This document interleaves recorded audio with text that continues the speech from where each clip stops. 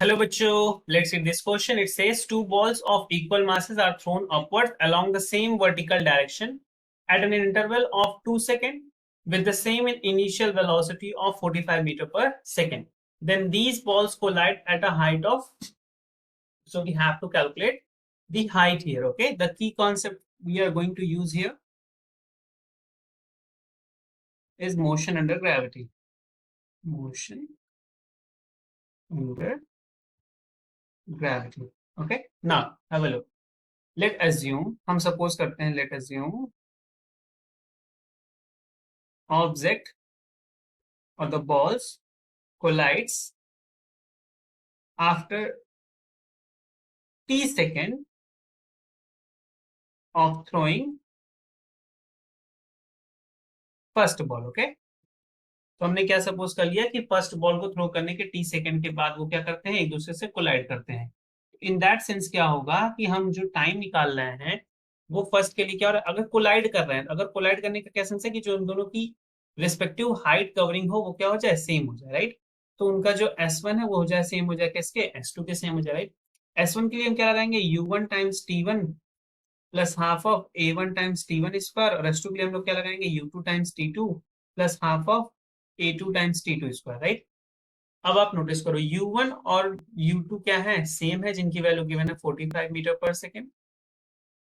T1 और T2, जो T1 है उसे हम सपोज कर लेते हैं T, तो T2 क्या हो जाएगा, T2 हो जाएगा T माइनस टू, क्योंकि 2 सेकंड के आफ्टर उसे थ्रू किया गया है तो 2 सेकंड पहले वो कोलाइड कर जाएगा. राइट, और एक्सेलरेशन दोनों के लिए A1 और A2 दोनों के लिए क्या है, नेगेटिव ऑफ G है.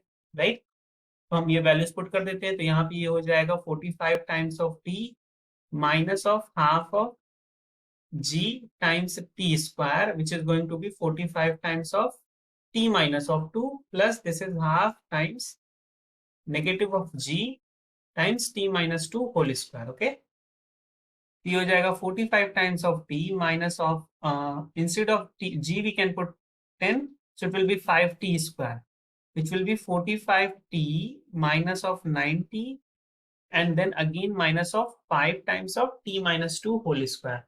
Right, 45T cancel out. This became minus of 5T square, which is going to be minus of 90 minus. We can open this, so it will be like 5T square, because T minus 2 whole square will be open like T square plus 4 minus of 4T. So it will be 5T square minus of 20 plus of 20T.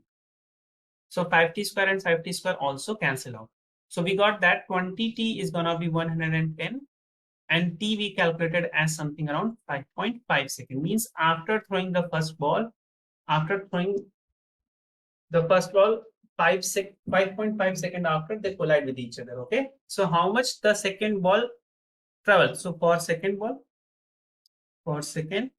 is the time is what, T minus of 2, which is going to be 3.5 seconds. Right, so 3.5 second के बाद वो क्या कर रहा है, collide कर रहा है. तो 3.5 सेकंड में कितनी हाइट कवर करेगा, तो इसे हम निकाल सकते हैं. S is going to be UT, U है 55 और टाइम हमें मिल गया कितना, 3.5 plus half of GT square, G की वैल्यू है माइनस ऑफ 10 और T स्क्वायर क्या हो जाएगा, 3.5 का whole square. Right, let calculate this. 45 को आप 3.5 से मल्टीप्लाई करोगे, तो जब आप इसे मल्टीप्लाई करोगे तो आपको ये वैल्यू कितनी मिलेगी, नियरली आपको ये वैल्यू मिलेगी 157.5, और ये आ जाएगा minus 2 will cancel out this, ये आ जाएगा 5 टाइम्स ऑफ 3.5 का होल स्क्वायर. जब आप निकालोगे तो ये आपको मिलेगा 12.25,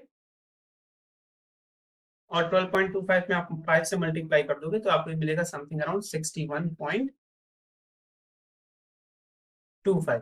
ओके, तो अब आपको क्या करना है, 157.5 से 61.25 को कैलकुलेट कर लोगे तो ये आ जाएगा 96.25 metre. Means after covering the height of 96.25 metre they will collide with each other. So option B is the perfect answer for this question. I hope you understand it well. Best of luck. Thank you.